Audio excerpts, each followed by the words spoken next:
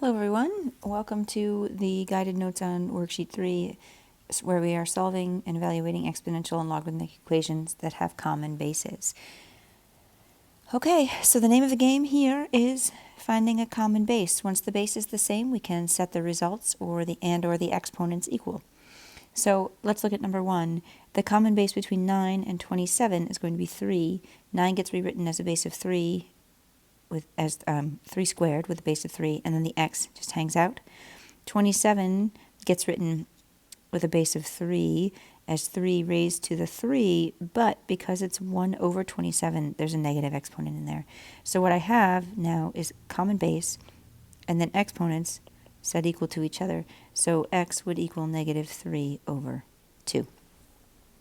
All right, let's look at another one. Let's look at number 7. So we did number 1. Let's look at number 7. The common base between 25 and 5 would be 5. 25 is 5 squared, and then the 2x hangs out. And then I've just got 5 raised to the x plus 6. So what I'm looking at here is 4x equals x plus 6. Well, then I'm looking at 3x equals 6, and so x equals 2. So the name of the game is getting a common base. Let's look at a scary one like number 12. Scary, I say that sort of tongue-in-cheek because it's got a radical sign in it. The common base is 7, and 49 gets written as base of 7 squared, and then that's times to the x minus 2 just stays. Now, over here, this is 7 to the 1, and this is 7 to the 1/2, because remember that when I have a radical sign, it's implied, if I don't see anything here and here, that that's a 1 and that's a 2.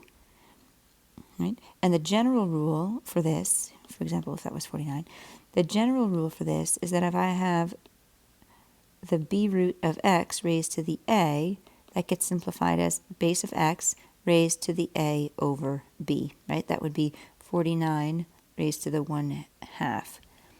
Okay, so now we're looking back here at this particular example with a base of 7, and I'm looking at 2x minus 4 is equal to, back to the rules for exponents from Algebra 2, when you have the bases the same and you're asked to multiply the powers, you end up adding, and 1 plus 1/2 would be 3/2.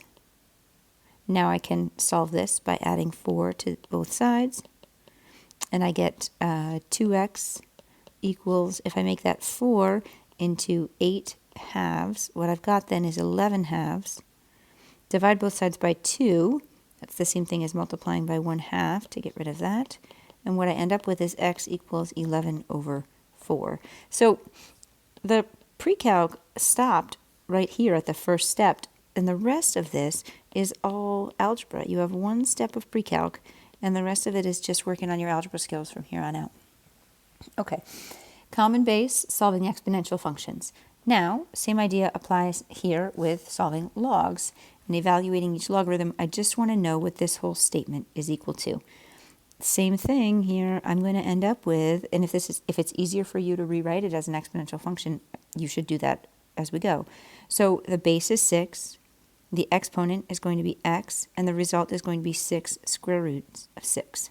Okay, so now, what is the exponent here that will give me 6 to the 1 times 6 to the 1/2? Well, 6 to the x. Now that I've got the bases the same, that's going to be x equals, we've seen this just before in the last example, x equals, or in a previous example, 3/2. Okay, well, you'll start to get the hang of this as we go along and see that there's sort of a shortcut or a trick to this. Here we go. If you need to just write equals x for your own, just simplify it for yourself and to give yourself direction, go for it. So 3 to the x is going to equal to the 5th root of 9. Let's see if we can rewrite this as with a base of 3. 3 to the x will stay how it is. The 5th root won't change. But now what I'm looking at is 3 squared. So what I'm looking at is 3 to the x equals a base of 3, and that power rule now is I'm looking at 3 to the 2/5. So x is going to be equal to 2 over 5. Okay, we've got one more example here. Let's look at 23. 8 raised to the something is equal to the cube root of 4. Again, let's rewrite these as a common base of 2 here. That would be 2 cubed x equals 2 squared, right? The third root of 2, cube root of 2 squared. So 2 to the 3x is going to be equal to base of 2 to the 2/3. And I've got 3x equals 2/3. Here comes all of our fraction work.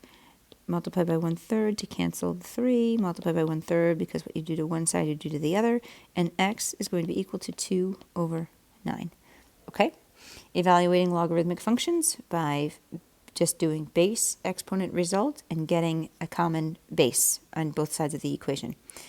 Now, what I'm doing is looking at a logarithmic statement where I have to solve for x. So I'm looking again to see if I have a common base. I do in fact have a common base, so I can essentially pretend that that log 2 doesn't exist and set the results equal to each other, and x equals 11. Okay. In this next example, let's look at a natural log because those are scary.